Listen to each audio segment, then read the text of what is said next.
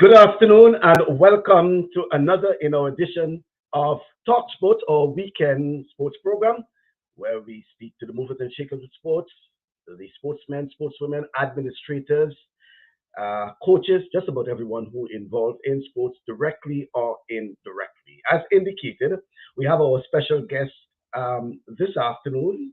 Well, even though it's morning where I am, but despite that, I assuming it's very warm and sunny destination wherever they are, as well as my co-host who is in Toronto, Canada, Rudian Sylvan, who will be with us for a period of time. But we do have our special guest. It's what we call, well, it's daytime, so, but it's Ladies' Day. Yeah, Ladies' Day. Yeah. And it's, you know, I remember from a program we had the last time, and one of my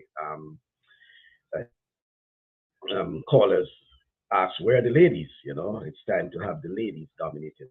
So, as a mark of respect for International Women's Day, we have our ladies of the moment, certainly representing the sport of netball, and we'll be talking about the upcoming Pierre Youth Netball Tournament, I think to be staged in Dominica, and then we'll be talking about netball in general. It has been a while since we talked about netball.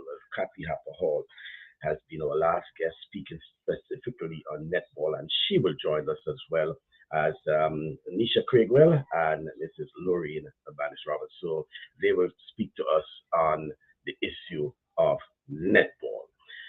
Once again, it's always a pleasure joining you, and let me first off introduce my special guest this afternoon. All the ladies there, there you see them, some smiling, some, just, yeah. Good afternoon, one and all, and welcome to our program, especially to our first timers. Good afternoon. Good afternoon. Good afternoon to you, and good afternoon to the listeners of your esteemed program. Right, it's always been a pleasure, and I think my friend Rudian is somewhere. Rudian, are you there? Rudian? Yes, I am. It's good to see you. All right. It's a pleasure to have you ladies on. Speaking women in sports, so I'm looking forward to it. Right. All right. So, ladies, thank you very much. I don't know who will take the first pass, but we want to start off by talking about the upcoming tournament, the youth tournament, and dubbed the Pierre Youth Tournament. I'm quizzing myself. Is it under 16 or is it fair to say youth tournament? Well, I think the first thing we need to do, Michael, is to give you the correct name for the event. It is the Pierre Youth Caribbean Netball Tournament, and it is for players who are under 16. It's the Pierre Youth Caribbean Netball Tournament, and all players are to be under 16. They can be 16 years of age anytime during the competition year, the tournament year. Okay, thanks very much. Designated for Dominica. We have not had a tournament since 2019 because of COVID. So Dominica has opened their doors for the first post-COVID tournament. And first of all, I would like to say thanks to Dominica for accepting, because as you're aware, COVID would have ravaged everybody's economy. And so for Dominica to say yes, to step forward and say yes, we will do it, we are really, really grateful. The event is we start on the 24th where we have the teams are arriving, and then there is a workshop for the officials who are going to be the umpires who are going to be officiating at the tournament, and then we move straight into the opening ceremony, which is going to be taking place at Windsor Park. And on the Monday, we are going to be having our annual general meeting. The tournament continues until Thursday, and 29th. And on the Wednesday, we're going to be having a special breakfast for the children. We call it the Breakfast with the Stars, where we are going to be bringing out sporting stars to meet the children and have discussions with them. And this year, our main topic is climate change. So we're going to be dealing with climate change at the breakfast, and each table will have a topic on climate change where the children will have their discussion. This this tournament is very special. It is more or less the nursery for netball in the Caribbean. And if you really take a good look at most of the national teams in the Caribbean right now, almost all the players came out of this under 16 tournament. So it is the nursery for Caribbean netball. And one of the things we try to do every year is to encourage as many countries as possible to send their participants to this particular tournament. This one in Dominica, as I said, is special because it is the first after COVID, and we are looking forward to. There are 6 teams that will be participating. Initially we had 8, and then we had two dropouts. So we now have six teams that will be participating, and we are really the 6 teams are the Cayman Islands, Barbados, Saint Lucia, Grenada. Oh, help me here, Nisha. uh, Saint, Saint Lucia, Barbados, And Tobago, Trinidad and Tobago, Barbados. and Dominica, the host country. Those are the 6 that will be participating. Anisha, you have anything further you want to say on the under 16? Yeah, so I do agree with you that the under 16 tournament is definitely the developmental tournament that is used in the region for predominantly all of our national teams. So after under 16, our players then progress into the under 21 or on our youth tournament, and then into the seniors. So as you said, this is very important. We haven't missed the last couple of years. This tournament is extremely important, and we really must thank Dominica for hosting. Amen. Definitely. If I am to add something here, yes, it is the first under 16 since 2019 post pandemic. But as a Dominican, as someone sitting on the executive, we must also thank Dominica for hosting the tail end of COVID, the OECS ECCB National Championship. So this youth tournament is very, very important, as Kathy and Nisha said, because that is where we see the talent and the level that our young people are at so that they can move on to the under 21 and the national teams. Because even as an under 16 player, you can, based on your talent, you can also make a national team. So it is very, very important. And I'm happy that our young people in the region through this under 16 tournament will get a chance to mingle with other players and their peers, and maybe they can, establish lasting bonds. With social media, you can find a friend, you can keep in communication, and also you can get a chance, not only the team, but other netballers in Dominica and the region, because it will be live. They can look at the standard of play, and those aspiring to become netballers can get some excitement and see the tournament as a stomping ground for young girls in the region to become good citizens through sports. Yeah, and I want to give you the opportunity, each of you the opportunity to sort of elaborate more on that from your own enclave. Whether it's, I mean, um, Loreen, you're from Dominica, Nisha from Barbados, Kathy in Barbados as well, and wider Caribbean in terms of moving around and things like that. So, and multi-talented in terms of netball, boxing, track and field. So, I'm giving you the opportunity. How important you see this tournament in particular for the development of netball for the region, because we have to speak a bit about Caribbean netball in a sense and the many challenges they are facing. But how important you see this tournament in particular for the development of netball? Michael, let me say first of all that I am who I am today because of my involvement in sports. Oh yes, oh yes. And I started with netball.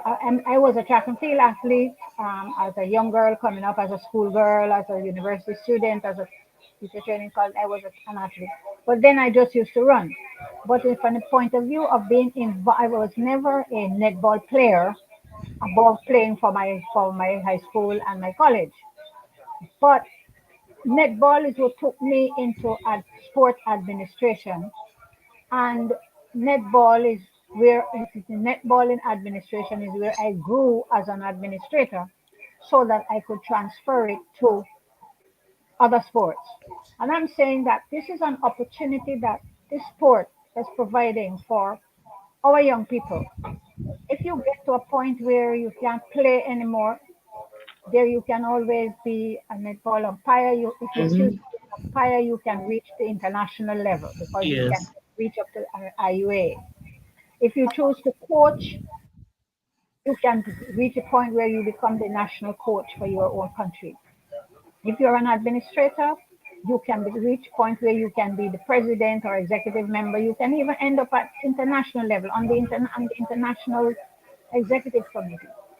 So the sport is very important for the development of our young people.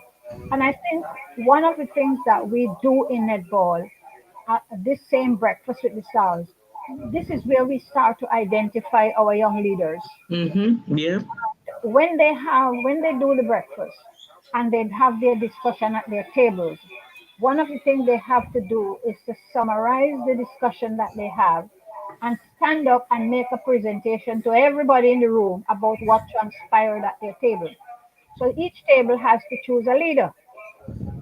And so by the end of that breakfast, we would have identified, if you have 12 tables of children, you would have identified 12 young leaders right there. And the person who is in charge of the table might have identified another two leaders at their table, but maybe because only one will go up. So you never know, and what we try to do then is to try and follow up with those. And this is where the program that we had, the Caribbean Healthy Lifestyle program, used to come in, where we would train those young people. And we are looking at the possibility of not necessarily reviving the Caribbean Healthy Lifestyle program, but to decide what we do with these young leaders when we know Yeah. that starting a new phase. What do we do with these young leaders that we identify at this breakfast table? Where do we go from there with them? And I feel very strongly that we should get their contacts, and we should organize. Nowadays, everything is happening online. It is very easy to meet people online these days, and do some kind of sessions with them. So that would be where they would be starting their starting point as young leaders in the sport. I don't know if anybody wants to follow up Right. on. So for me, on the 16, I mean, I started my youth netball at the under 21 level where I played for at the World Tournament for Barbados. I didn't have that opportunity for the under 16 tournament back then. So I must say that our netballers are fortunate in 2023 to have the Jean Pierre competition. For me, it prepares you for life, and we use sport really as a vessel, as Kathy Harper correctly said, for when we have the breakfast with the stars, the players are given the opportunity to do public speaking. Their presentation skills are put to test. It's teamwork, punctuality, networking. So all these things that really prepare you for life. It prepares you for a job. It prepares you, So netball is really a vessel for these young persons, and they generally do look forward to this under 16 tournament because it's not just about playing netball. It is really in preparation for the next level. And at the age of 16 is a very critical age because if you really think about it, between age 18 and into 21, that is around the age group that we start to lose our players, whether it's to another sport, whether it's to life in general, because they start to work. That is the age that we start to lose our players. So it is very important for us to make sure that we put the groundwork in at this very critical legal age of 16, so that when we get to the trouble years, where I call the 18 to 21, the time when we start to lose, they at least remember some of the skills that they've learned in netball. We can hope and pray that our players remain with us and transition into our senior teams. But this is very, very critical that at this stage we do the right things, and hence why the under 16 tournament is so very important. Okay, well, for me, I played netball. In fact, I made the national team at 15, 1-5. And then I stayed on the national team for 10 years. After that, I became a member of the national executive. Then I got to be the president of the Dominica Netball Association. While I was at the United Nations, I was appointed special envoy for Netball Dominica. And now I'm sponsoring a team. So really, netball has made me who I am today. 90% of who I am today is because of sports. Now, I met Kathy through netball. I met Nisha through netball. All of my Caribbean friends are maintained, and the friendship is cherished. And netball is what gave us that start. You want to build a total person, a disciplined person, try sports. And this is something that I have spoken about and will continue to speak about. Sometimes governments are reluctant in spending the money upfront in terms of sports, but then you spend it in terms of the prison, in terms of the rehab. Prevention is better than cure. If we provide the resources, young people like a sense of belonging. So let them be part of a team. Netball is a team sport, and team means together everyone achieves more. So when young people become part of a team, they do not only play sports, you conduct sessions with them. How do you carry yourself as a young lady? What is it do you say about yourself on social media? You apply for a job today, employers go to your social media page, your Facebook page, to see what kind of person or who is this person that is applying to be part of my establishment. Based on what you have there, based on people you associate with, you will get the job or you will not get the job. So it's not just netball. We want to groom our young women. Discipline, discipline, discipline. We cannot overemphasize discipline. It determines your character. The CNA has a critical role in harnessing and keeping our young girls in the region on the straight and narrow. And we can do that through sports. Caribbean governments now have a serious challenge on their hands in terms of fighting non-communicable diseases. We can use the game or the sport of netball to fight that. They can keep fit, they will eat well, and they will represent not only themselves, their families, their communities, their country. And so we will have better citizens, less stress, because we use the sport of netball to mold our young women in the Caribbean. So it has to be not just netball, it has to be a total package.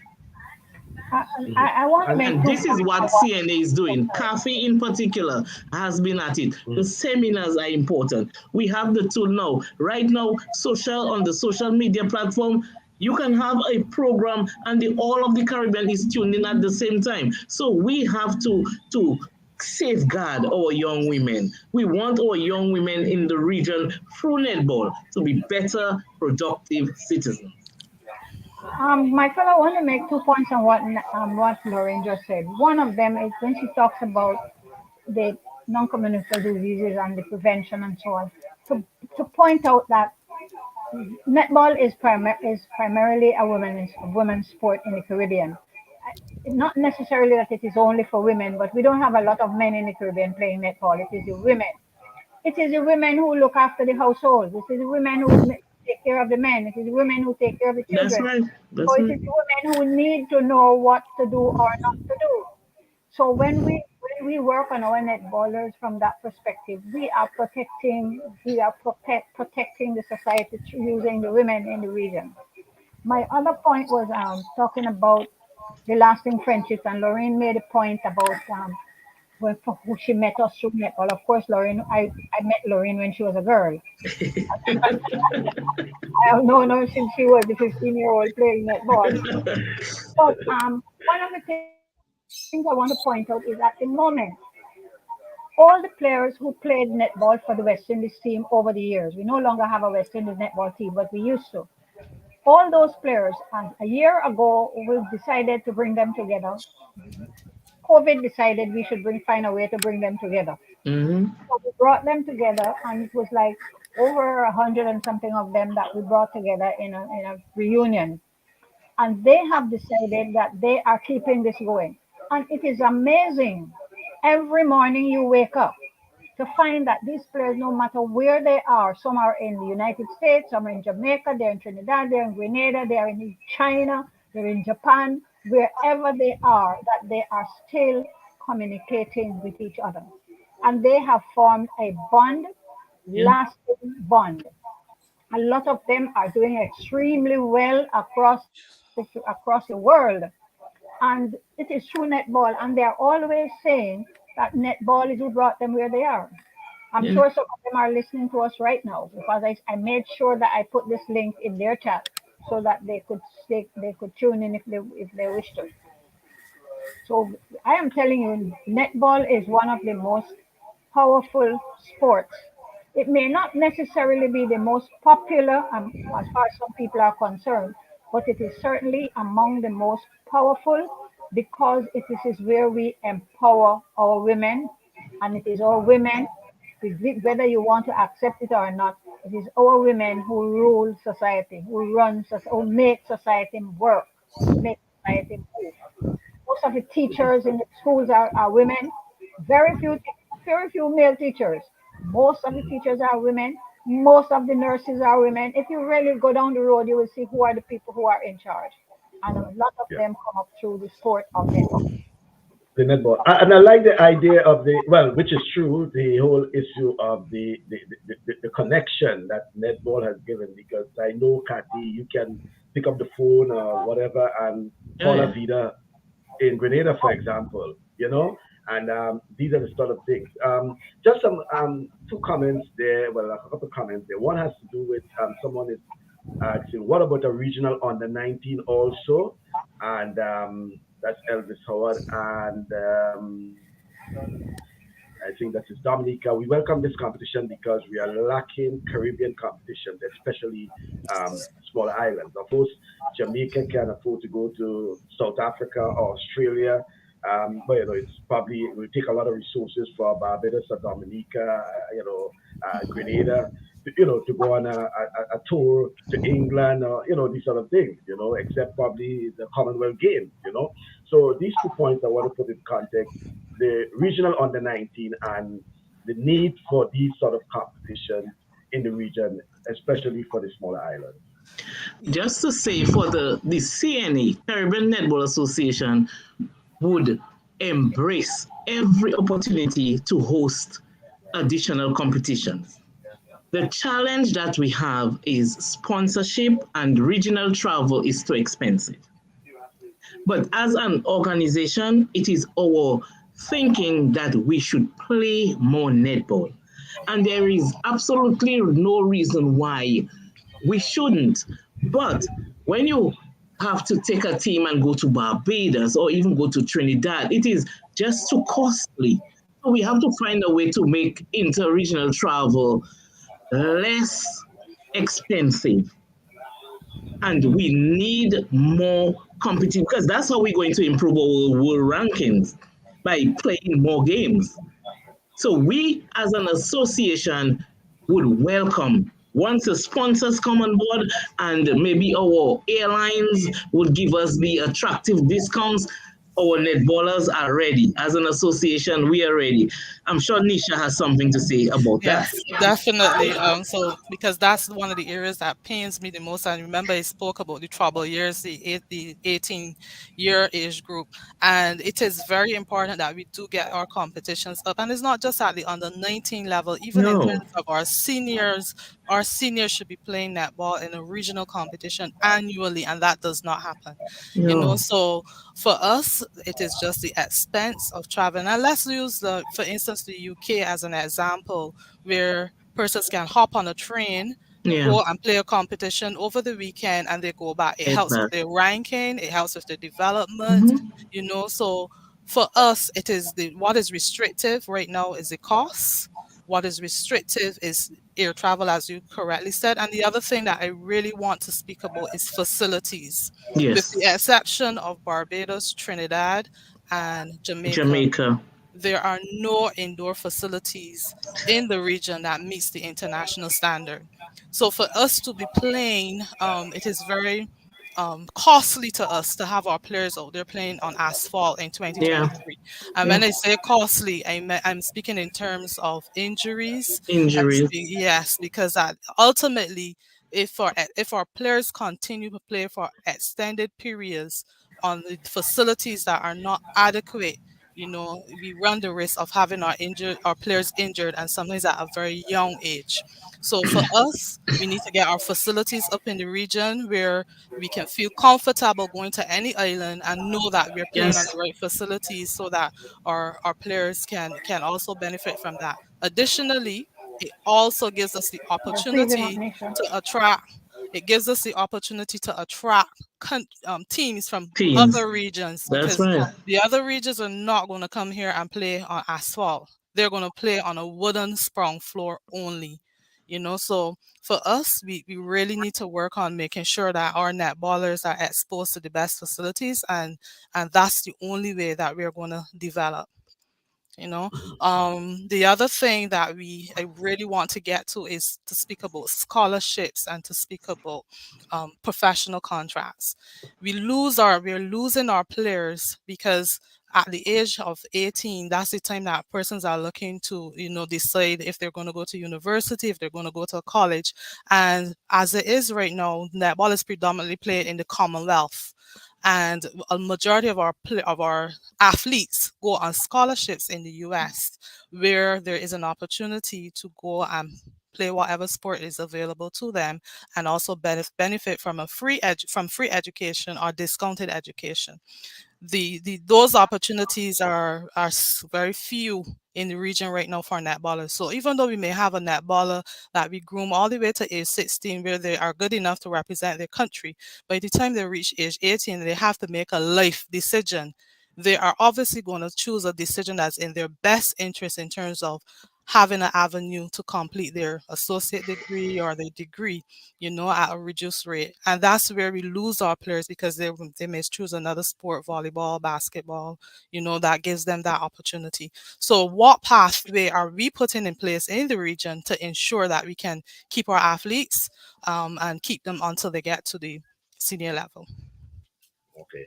I'm glad you mentioned that. We lost Kathy for just a moment. She should be back on. But Rudy, and you have been listening, and I think the whole issue of the indoor facility came up, and that is something that has been recurring in some of our discussions regarding having the facilities for these sort of sports, whether it's netball, basketball, volleyball, and and certainly netball is making a claim that the facility is one of the challenges that they do face in terms of hosting these sort of competitions. Brilliant.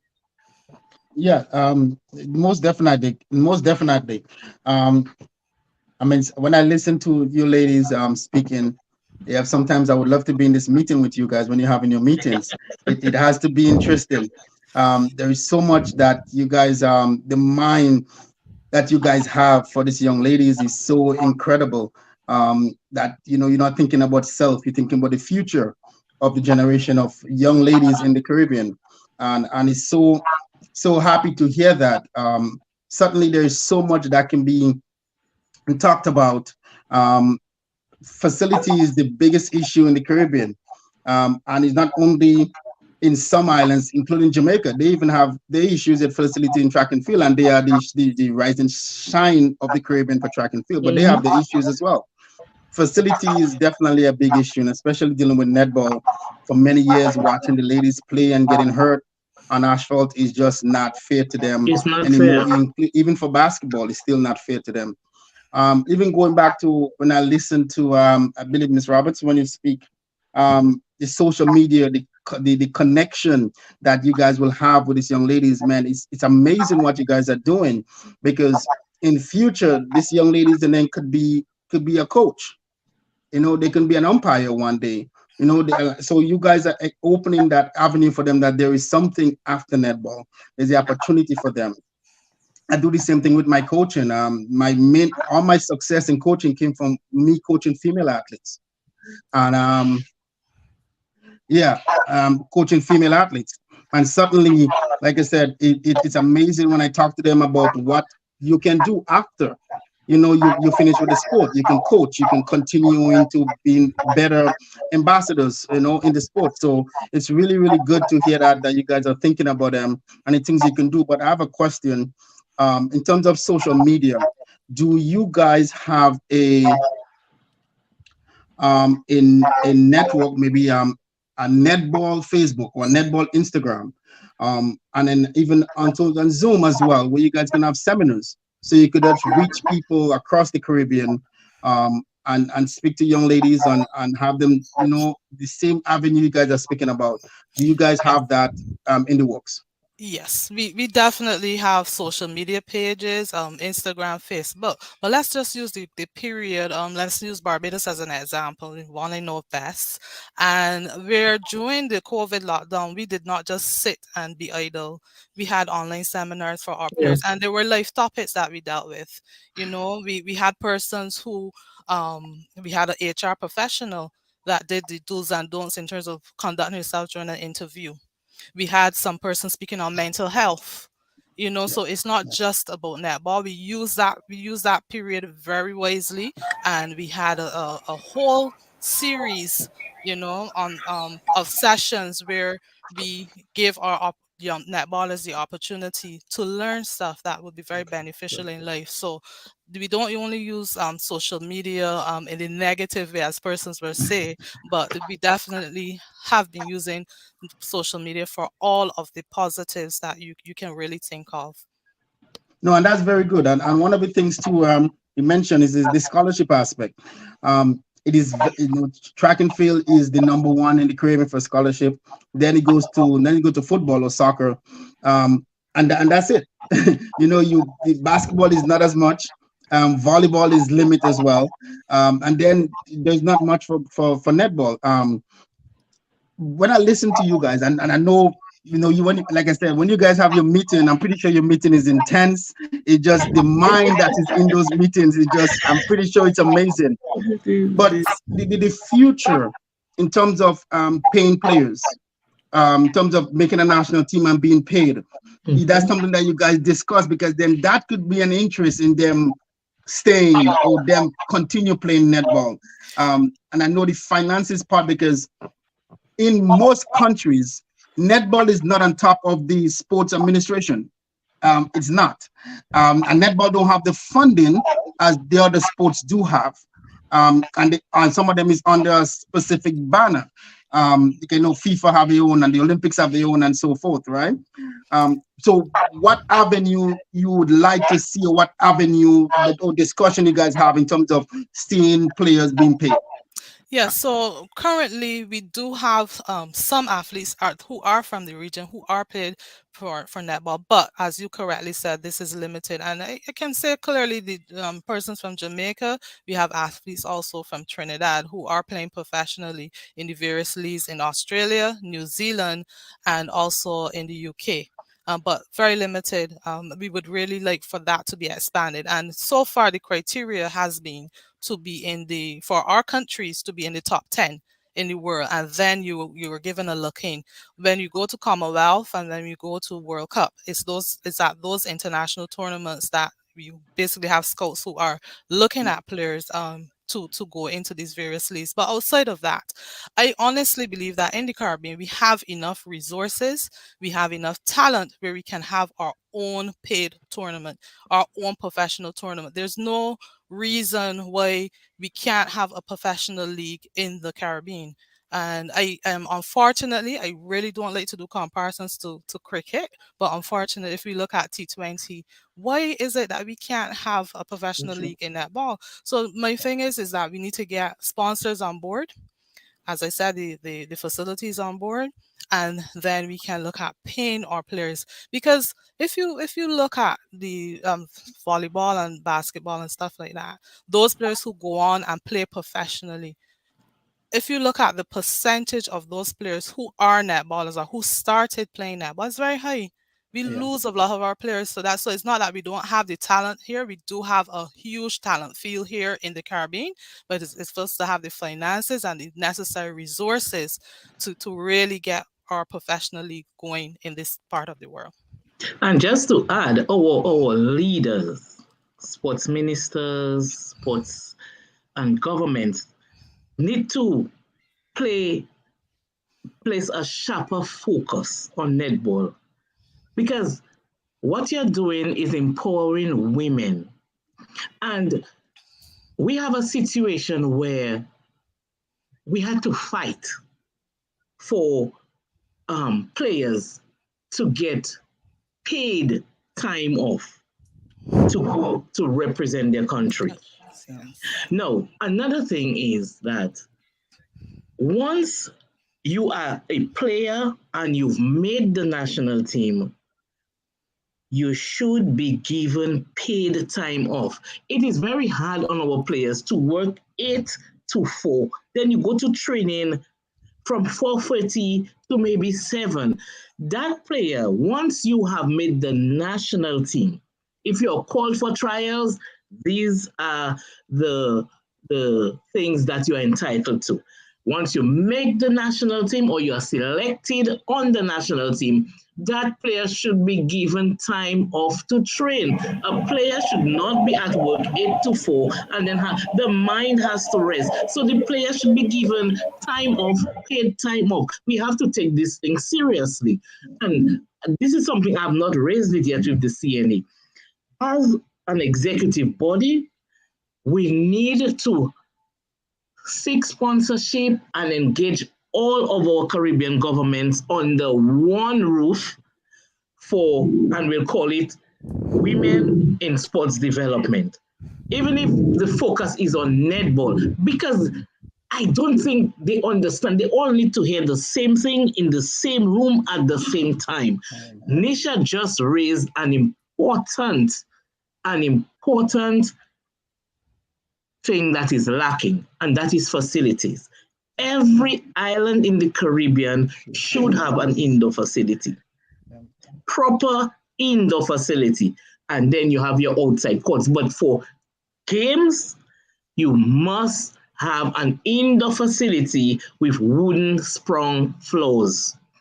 This is what netball requires in 2023. How, as a region, are we going to attract an international team? And even for ourselves, Jamaica, for example, will not come to the region and play on an asphalt and surface, and you cannot blame them because Jamaica is a world top 5 ranked team. They're not going to risk getting their players injured, and the thing is that we are being deprived as the other Caribbean islands, because we need to see Jamaica in live and living color in our countries. So we will aspire to be like Jamaica, to be like Trinidad, to be like Barbados.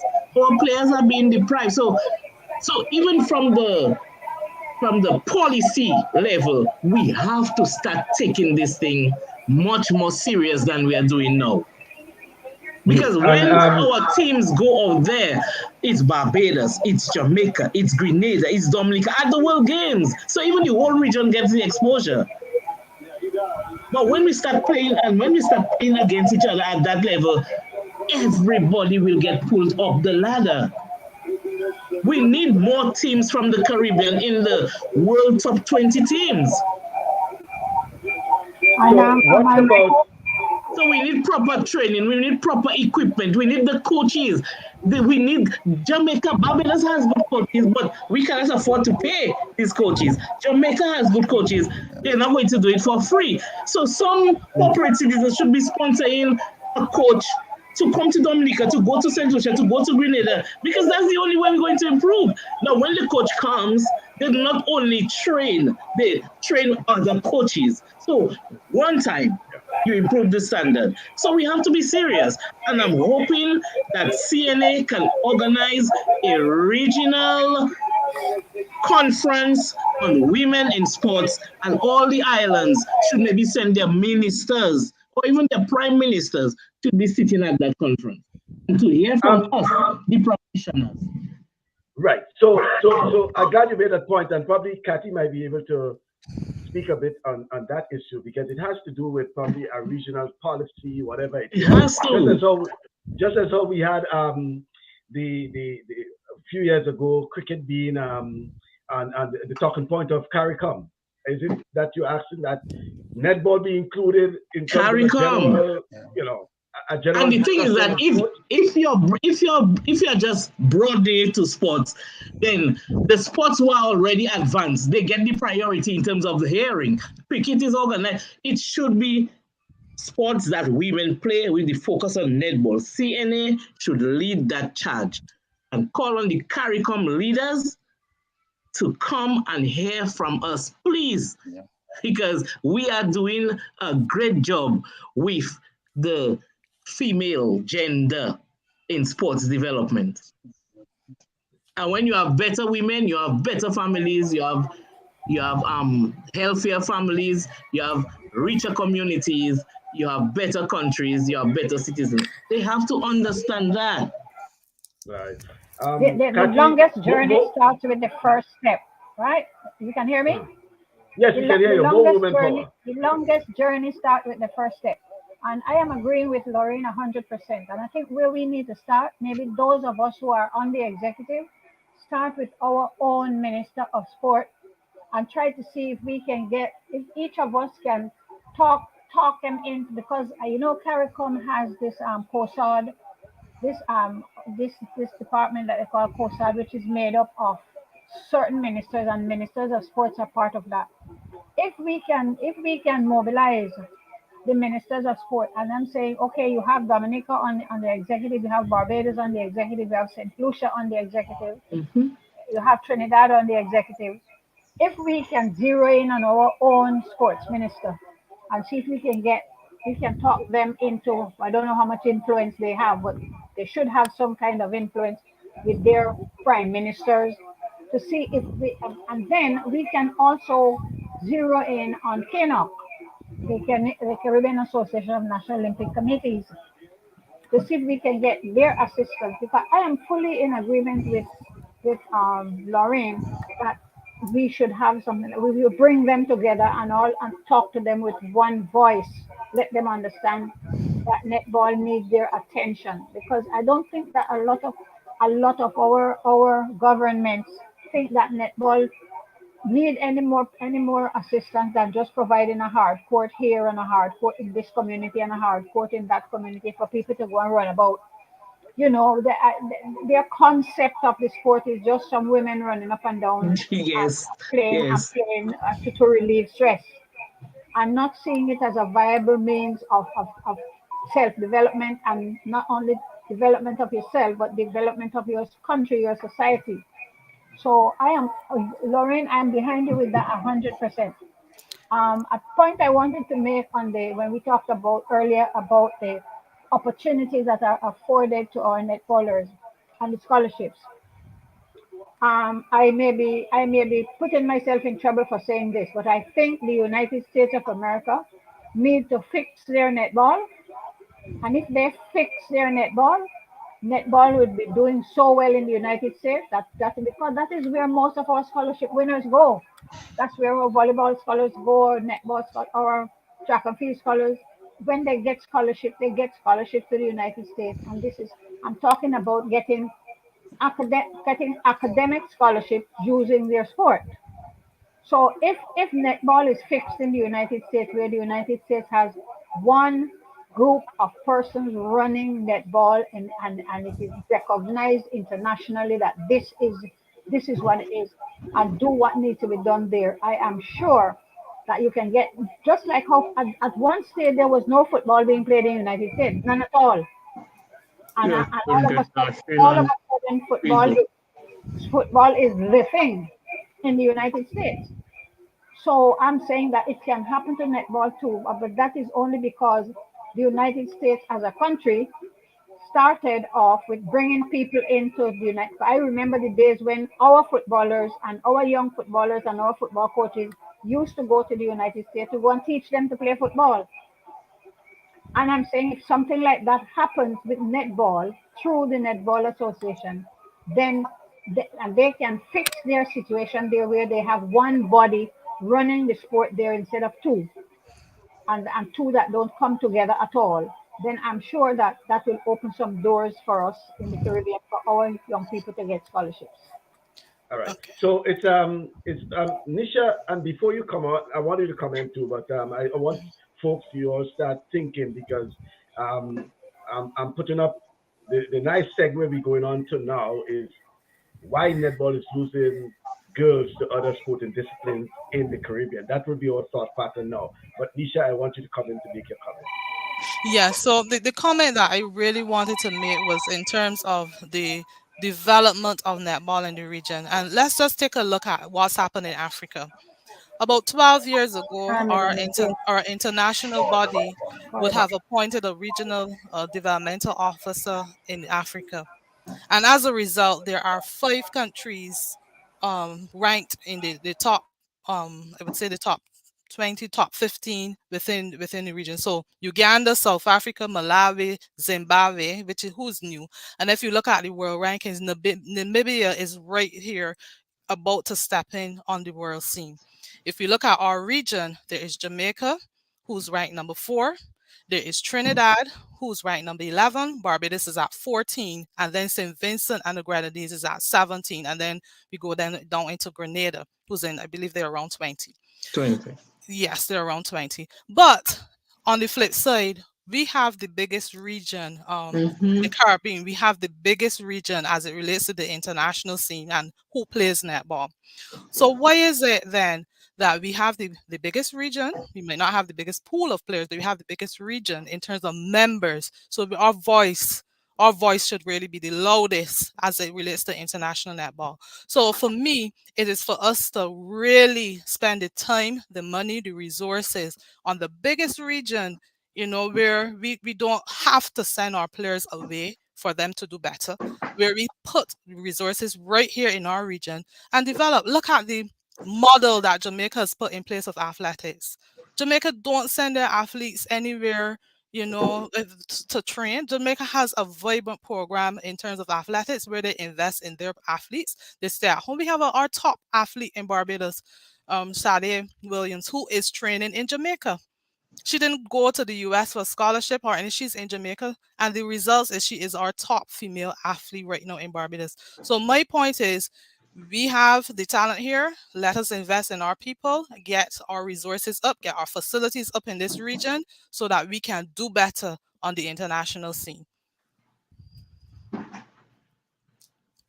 And just to add, sports is a multi-billion-dollar industry. The Caribbean region needs to take advantage of that. For us in the region, we have the weather, we have the people in terms of how warm our people are. People will come. People will come to the region for sports. People will come if we, as a region, engage our government and we improve our facilities. Teams, international teams will travel to our region. And for example, they could do like cricket. You play a game in Barbados or a game or two, you go down to Trinidad, you come to Dominica, you go to St. Lucia, and you have that level of sports tourism where all the countries can benefit. When a team is traveling, supporters follow them. Our hotels will benefit, our vendors will benefit. But in the region, as Nisha said, we are the biggest region, reaping the less out of netball. That's wrong. That's wrong. And maybe our policymakers are not aware of that. And that's why I'm saying, as CNA, it is our responsibility going forward now to really vigorously pursue our government's improving facilities, giving us the necessary incentives, provide the proper coaching, whether it means investing in coaches for us in the region, because we don't have to go outside the region to get coaches. There are coaches in Barbados, in Trinidad, in Jamaica, who can come, for example, to the OECS country and help us improve our standard. We have to do this thing together. We cannot do it everybody pulling or pushing their own separate ways. We have to move as a block. Make an assessment of where we are, what needs to be done, too much talk, invest. We know sports is the right tool to be used to not only for us to make money, but to create better citizens for our region. And when you empower one woman, you empower an entire community, you empower a family. So let's do it. Let's do it. We can do it. We have the resources. We are just not doing the right thing together. Okay, so I asked the question, why netball is losing girls to other sporting disciplines in the Caribbean? And as I told you folks, I was putting some things together in terms of thought pattern. And I don't know if you may agree or disagree, but I will just put up some of my comments. One reason could be the perception that netball is not as exciting or fast-paced as other sports such as basketball, volleyball, or cricket. And then additionally, these sports may be more heavily promoted and supported in schools and communities, which can lead to more opportunities for young girls to participate and excel in these sports. These are just some of the things that came to mind in terms of that. So I wanted to comment on some of the reasons and why you think too. I mean, we spoke about the resources, we spoke about the opportunities, we spoke about the investments, and things like that. So when we look at, as I indicated, when you look at, how netball is played in the context now. Now you have basketball 3-on-3, you have cricket, which is 2020 and T10. All we know the traditional cricket was over 4 or 5 days. Now you can play a cricket game in what, an hour and a half, 2 hours. So they're finding more and more ways to get the game more family oriented, TV oriented, more accessible. Basketball, for example, the 3-on-3, volleyball, beach volleyball, all these sort of things. What's about netball? Right, so there is a version of netball called Fast Play, and that might not be commonly known because we've been really promoting the traditional netball where you play with 7 players and stuff like that. But there is a version called Fast 5. And that version you will actually be seeing at the international level. That version of netball will be played at Youth Commonwealth Games right here in our region in Trinidad and Tobago this year when they host Youth Commonwealth Games. So we do recognize as it relates to TV rights and stuff like that, persons prefer to see the faster game. However, I beg to differ a bit when it comes to excitement and netball. Let me just go back to the last Commonwealth Games where when you look at the events that were sold out, netball was one of the very first events that was sold out for the Commonwealth Games. It was very difficult to get a ticket to go and watch netball. So even some of our athletes who were there and wanted to, some of our other athletes from the other disciplines who wanted to watch netball, they couldn't even get in to see our athletes that wanted to that were playing because it was sold out. So there is a perception about netball. I don't necessarily agree with it, but yes, we have adjusted the game where there is a version called Fast 5 and it is evolving. It's being played throughout the region. We have to make sure that there's a pathway where we start at developmental level and also get this level of Fast 5 up to our senior players, because The way how it is really going, and if we want to get into Olympics, I believe that is the version of netball that would probably be accepted when compared to the traditional netball game. Also, Michael, I have to differ with you about the sport in being promoted in school. Every Caribbean country has very, very, very strong schools program. Primary schools, secondary schools. There's no shortage of the promotion of netball in the Caribbean in schools, and I can tell you, and some countries in communities. So that from that perspective, at that level, netball is very, very popular. And at the primary school level, and in some cases at the secondary school level, the parents follow. So, we don't really have a problem at that level. Where we have the problem is after they have left school and left the school's program, that's where we start to lose them. That is why we come right back to the under 16. That if we can start the development process of them as not just as netballers but as young women at the under 16 level, then we may not lose them after, because while they are in school, they're going to be playing netball and they're going to be loving it.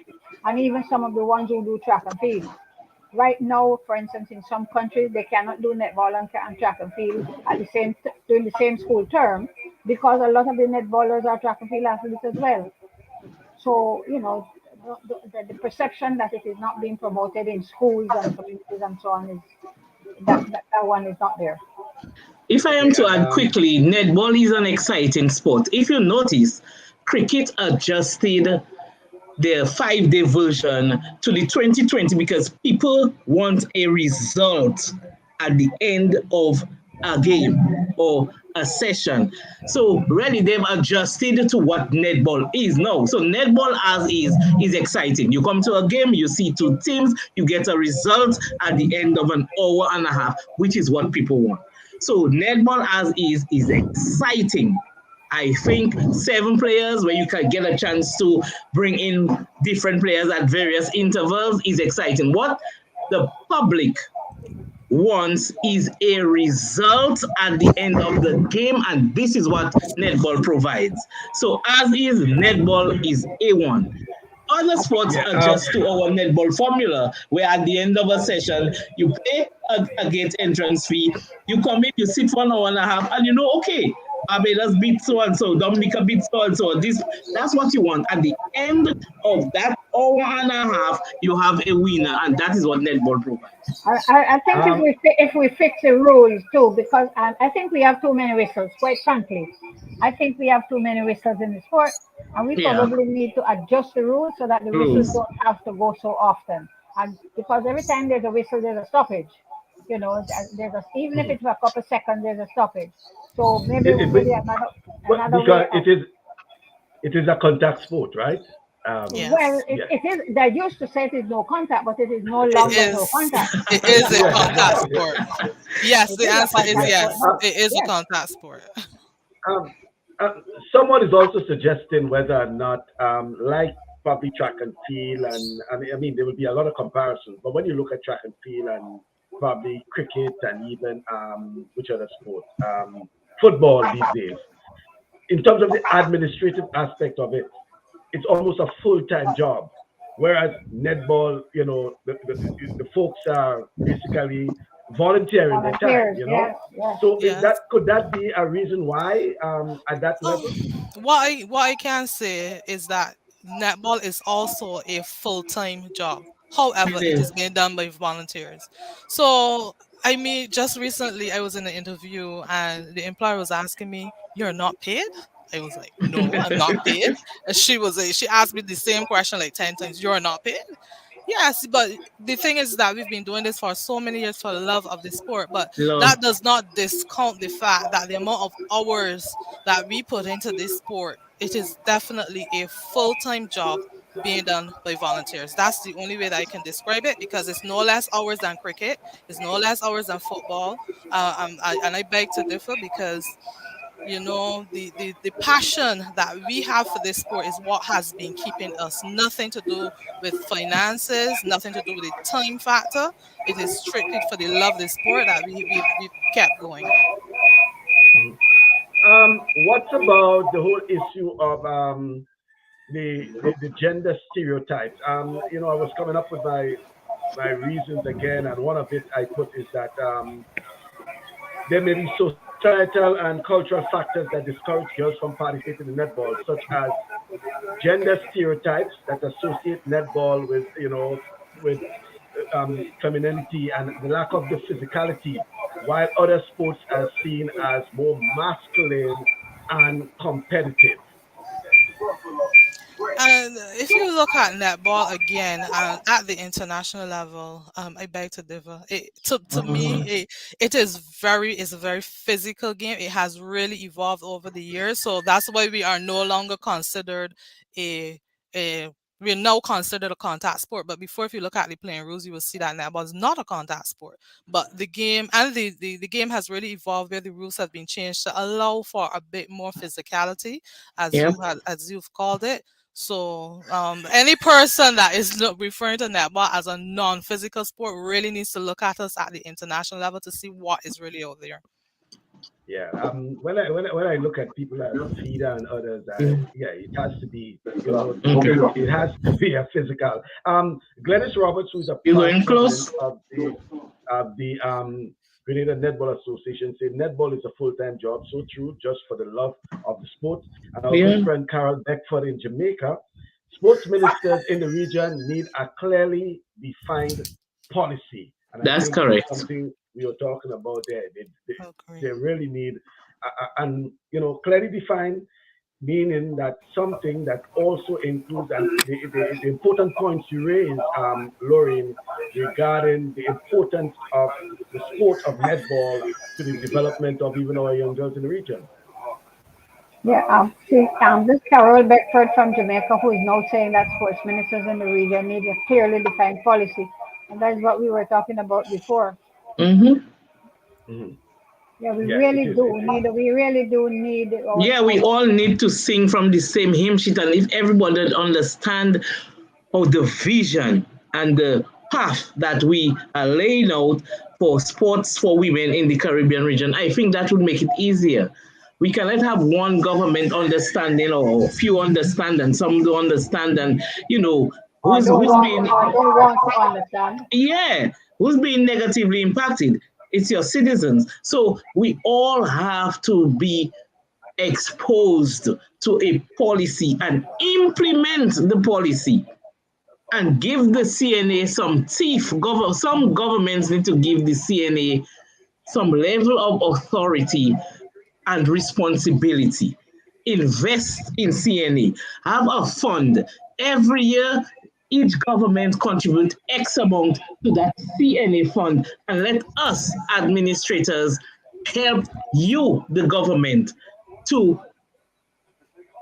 assist in the sport of netball because we have the idea, we have the time. You give us some money to maybe even not a salary, a stipend to the executive where we can have programs implemented in all the countries at the same time. It has to be at the same time.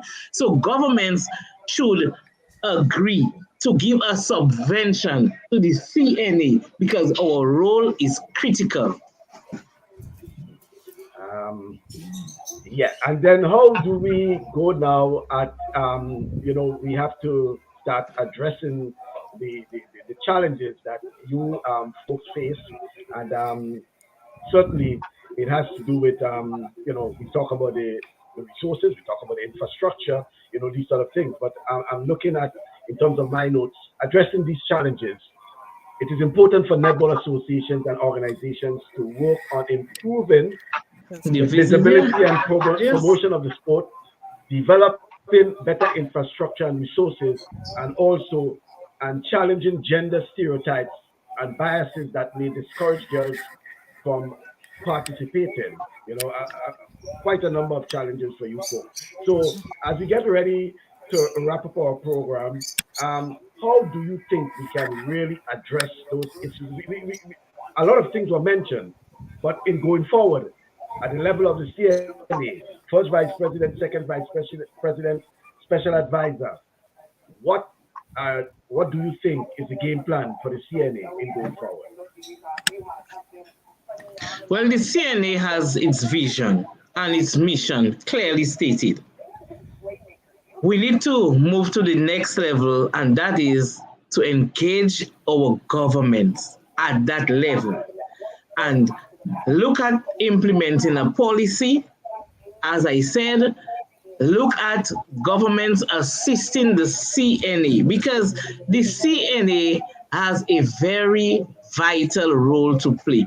You give us the resources, we know what to do. And Nisha will expound on that because we have the technical expertise. We know what our craft requires, but just empower us a little more. Give us the resources that we require. We come back to you with a plan. We both agree on it, and we move forward expeditiously. Yeah, and just to speak a bit on these stereotypes, and we have to start somewhere. If you look at years ago, anything to do with netball, whether it was the executive, whether it was coaching, whether it was umpiring, it was predominantly female dominated, and the game has really evolved. And if you look at umpiring, for instance, I believe that's the area of netball which has evolved the most. You will find that there are many males who are now umpiring netball, and even at the Mhm. international level, you find that you have a finals that is carried just by male umpires. So we are putting plans in place, we are putting things in place to really move that. If you look at our coaches, we do have male coaches in the game of netball now. And throughout the region, we've been having male competitions. Quite recently, St. Vincent and the Grenadines hosted a male tournament. And I believe that would have been the first at the international level. There was a team here from South Africa, and that was an all male tournament. Yeah, So we have been evolving. We do recognize netball is still the number one sport for females, and I know there are persons who are involved in the sport who really would prefer that men are not involved, unfortunately. But if we are to go any further and to develop the sport, we have to embrace all. We have to embrace all persons. We would love for netball to become an Olympic sport. And yeah, personally, I do not believe we're going to achieve that until we fully embrace men being involved with the sport. So these stereotypes will start to move, and then we will be able to offer more opportunities.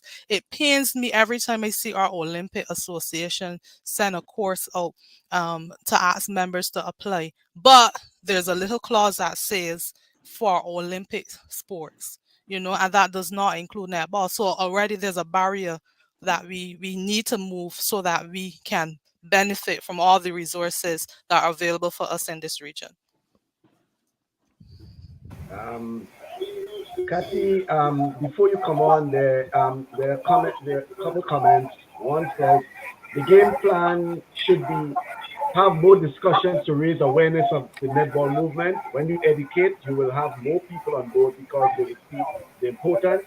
And then Lincoln Deputy in Toronto is saying the Caribbean made an excellent start in the possibility of a regional approach to sports with the OCS Sports Test under Joseph Rex Pereira. yeah, Unfortunately, there was no further development of the OCS Sports Test. Um, Believe me, Michael. I think that is one of the most ridiculous moves that was ever made by removing that sports desk, because the OECS sports desk was like it was so important to the development of sport in the OECS. And what used to happen was that when it came to sport, it didn't only focus on the OECS. I know Reds used to invite or anybody in other countries whenever they were having any activities, whether it was training opportunities or competition opportunities, he used to extend the invitation to other countries. When they decided to close the OSCE sports desk, then I remember in the days when we had the Organization of Caribbean Administrators for Sports and Physical Education. That was a vibrant organization, and every move was made to CARICOM to get CARICOM to set up a sports desk. They eventually did, but they didn't set up a sports desk. They just appointed one person who did the right thing for the wrong reason, and so that never really functioned as a sports desk for the region either. So I think we need to go back to right there at the CARICOM level where there is a sports desk that they can address issues related to sport, and this same conference that Loreen is speaking about, that is where that could have been initiated and organized and planned and so on. So I really feel strongly that we need to approach this thing at a regional level. The Caribbean Netball Association has celebrated in 2014. The Caribbean Netball Association celebrated 60 years. So we are going closer now to celebrating 70 years, and that cannot be just thrown out through the window. But there seems to be some plan afoot to get rid of the Caribbean Netball Association, and that I think that is one of the reasons too why a lot of things that we would like to happen has not been happening. But I think we have reached a point now where we have to take the bull by the horn and decide that our organization is a very strong and vibrant organization, and that our members, the members of the Caribbean Netball Association, will have to be more appreciative of the fact that there exists a Caribbean Netball Association, and we work together as a team to get back to where we were. One of the openings right now is the fact that the OECS, what used to be the OECS Under 23 tournament, was opened as a ranking tournament and for the OECS countries. Now it is recognized at the international level Yeah. and open now for any country in the Caribbean. The only stipulation is that the funding that is granted by the Eastern Caribbean Central Bank for the OECS countries be spent on the OECS countries. So if Jamaica wants to go, Trinidad want to go, Barbados want to go, Cayman Islands, whoever want to go, you meet your own expenses and you go. But so what we are guaranteed right now is that every year there will be a tournament for all Caribbean countries. As long as they want to participate, they'll be free to participate. I hear see Glennis here saying that CNA has to be bold and simplified. So we have to get out there, Glennis, and find what needs to happen to make what needs to happen happen. Yeah, and then there's other comment saying that that person believes that there's a bias against netball and not giving it fair share, and also stigmatized by lots of people. What's the shame? And again, it's the Well, perception, is the yes, perception that, perception, yes. that yeah, and things like that. So ladies, on a final note, the whole issue of our Jean Pierre Caribbean Youth Netball Netball Tournament. tournament, yes, Right, I got it right. Yeah. If um, you give him the actual dates because it's next week. yes. I think you should give the actual dates of that tournament. From the yeah, give us. 23rd to the 29th of March, and it is And in it's the date. Dominica, and Dominica has assured us that it will be streamed live.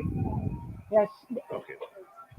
Okay, so we have regional youth netball on the cards from next week, and that's good. That's good to hear. And Glennis is saying, let's push on, ladies. Let's keep Yes, pushing on, Glennis. because it's very important. Um, I want to thank you very much, and I hope we can have further discussion in a future program on I think so. other issues related, because yes, it appears that you ladies have a lot to talk about. You have a lot yes, to Yeah. we talk do. about. Yes, we do. Yeah, yeah, a lot to talk about, and that is important because I We think do because in October the CNA again is organizing the OECS ECCB 2023 championships in Antigua. So netball is on the rise. We are doing as much as we can as an association. Once we have the resources and the sponsorship and our governments behind us, let's leave it to Beaver. We'll get the job done. CNA is uh-huh. strong. And alive Yeah, and well.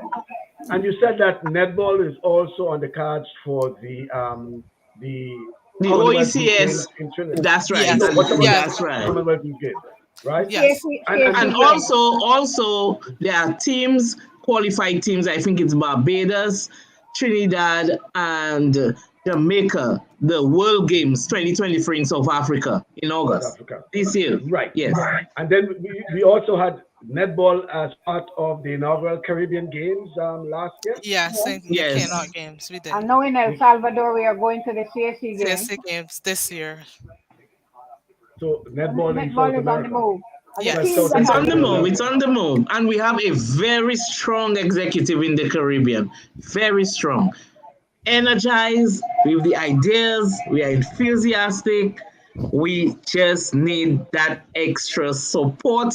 And as a region, we'll be featuring on the world stage. So it's just the politicians and the That's power. it. And Yes, and the yes. and corporate citizens. And the And naysayers. corporate citizens. The policymakers somehow, and corporate citizens, as well as the aviation industry, and we good. Even the Yeah, I ferry, know. we can use ferries, but the price must be, Yeah, I think something that we can afford. it's a big conversation Yes. regarding regional transport, especially how it's affecting sports. Netball is, it's just one of those, and I think it's a conversation to be had at that level. That Because we're so close. really, Dominica should be able to go to Barbados for a weekend and get in a couple games and head back home. I mean, But it's then, easy, you but have to pay at least $1,000 for a ticket. yeah, That's yeah, I ridiculous. think it in is. It some is. islands it's cheap. It's cheaper to go to New York and Florida and things than Yes. to That go in Yes, the to the region. Caribbean. that's true. That's Regional true. travel is very expensive. Yeah. Thank you very much, ladies. I want to thank you very much and all the best. And we And look forward to certainly, another one very soon, Michael. Thank you. yes, Definitely. Thank you so certainly. much I for this appreciate great it. Yeah. exposure for Thank netball you. in Thank you our very region. much. Okay. You're most I appreciate welcome. it. Thank you And very much. we Okay need then. to thank all those people who zone in on us because quite it seems as if quite a number of persons are listening. Yes. Yeah. Yeah. Thank you very much, Kathy, for the networking. Yeah. Thank You're you. welcome. Thank you. You're welcome. Okay, All then right have then. a great weekend. Thank Thank you. All right. you. Thank you. Bye. Okay, bye bye. All right. Yes. So there you had it, folks. There were ladies joining us, and certainly a pleasure having them talking about, what's happening in the various areas as it relates to Caribbean netball, the development of netball. Certainly, we need to keep supporting them because they outline the importance. We know already, but I think they reinforce the importance of netball as a sport in the Caribbean in particular, because you know I mean, I'm traveling all over. I'm coming in contact with people, and at times I try to talk about sports, and sometimes I mention netball, and it's interesting that there are quite a number of people who know about netball. I mean, I can say it here. I sometime about 2 weeks ago came across someone from Japan. And just having a conversation about sports, and I mentioned netball, and they were like, yeah. And by the way, they spoke fluent English, and it was so ironic that they know so much about the sport. Japan. And when you look at the rankings too, and you see all these countries, like Argentina and all, where netball is being played. I mean, they're not at the level of those of us in the Caribbean and things like that. But a lot of netball is being played. It's just that they need to get that sort of exposure. They need to get that sort of promotion, and they're doing all that they could despite the challenges they're facing. And they outline one of it certainly has to do with having the resources, having the facilities, very important because to get some of the teams to come. I mean, if you want England and Ireland and South Africa and them to come to the Caribbean and play, they want to make sure that they're playing on the right facilities. You don't want to bring them and play on the asphalt, and things like that. So, so whether it's a youth tournament, whether it's a senior tournament, whether it's a test, because they do have tests as they call it, you want to have those things, and they need the support. So we need to start speaking to from your local point, speaking to your representatives, speaking to your sports ministers, your director of sports, to ensure that they get the sort of support. And the support has to do a lot too with the development of the sport. The youth tournaments, something like that that's happening in Dominica. We should have more um, countries being represented because that's the development stage. They are getting that sort of exposure at that level. Then they move to the others, as someone suggested, the under 19s, the under 23s. You're giving them that sort of competition at that level. But at the local level, the more tournaments to be played, development programs, You know, school tournaments, primary schools. You know, I look at on South African television, you know, netball, school netball. You know, just as though you have track and field, boys and girls championships in Jamaica, netball in South Africa is that big. You know, at the school level. You know, we need to get that back, man. So yeah, a lot of challenges, but I think we can, you know, it can happen, and we just need to give those people the support. Yes, Richard, we didn't will make the first effort in supporting, and as Toro said, well, Bas, give Canada a netball mention too. You know, we're good at everything, not just hockey. Certainly, yeah, Canada. And you know, as Kathy was saying, you know, the USA, if only they can organize themselves, you know. I notice even in Brooklyn, when I'm in Brooklyn, you know, a lot of the Caribbean girls from St. Vincent, Barbados, Jamaica, playing netball, playing organized netball, but we organized netball at the level of the United States. Yeah. Thank you very much, folks. It's always a pleasure having you.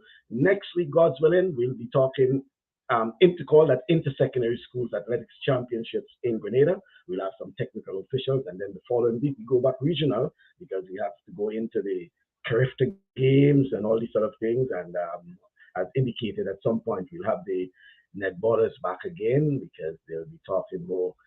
We want to have a serious conversation about netball. And I'm certain when I have the sports ministers, because we have sports ministers from various islands, we want to pick their brain about, you know, the sport, but netball, because a lot of them will come and talk about track and field and cricket and football, you know, and things like that. These are the sports that they will go and sit down in the VIP and, you know, et cetera, you know. What's about netball? You know, what's about volleyball? You know, these are the sort of discussions we want to have with them.